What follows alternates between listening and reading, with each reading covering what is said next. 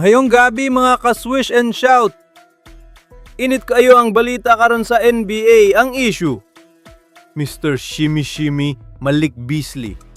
Gi-report nga na siya ilalum sa federal investigation tungod sa alegasyon nga nagsugal siya sa NBA games mismo. Suspetsa nga na siya kalabotan sa unusual prop bet sa 2023-24 season samtang nagduwa pa siya sa Milwaukee Bucks. Scatter pa more! Ang usa ka sportsbook nakamatikod sa kating-adan nga betting patterns. Wala pa siya'y criminal charges pero seryoso ni nga kaso.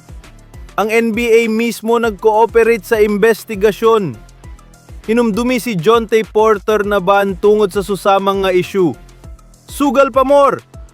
Pero dili lang kana ang problema ni Beasley. Bidats! Nabuwang na! Gireport na siya'y kapin $8 million nga utang. Nakiha siya sa yang dating marketing agency nga nangayo og 2.25 million ug adunay 5.8 million judgment gikan sa usa ka lending company.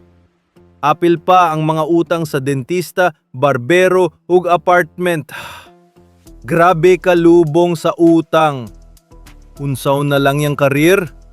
Beasley free agent karon. Human siya moduwa para sa Detroit Pistons.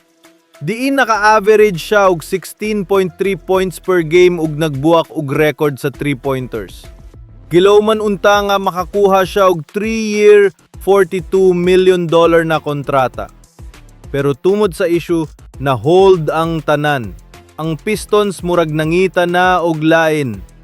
Wala patay kasiguruhan unsay mahitabo, fine, suspension, or worse, lifetime ban.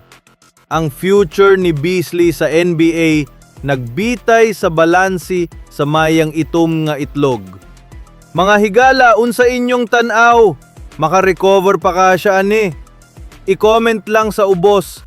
Mao ka na ang pinakabagong update usa ka leksyon sa tanang atleta. Likay sa gubot ug ampingi ang kwarta.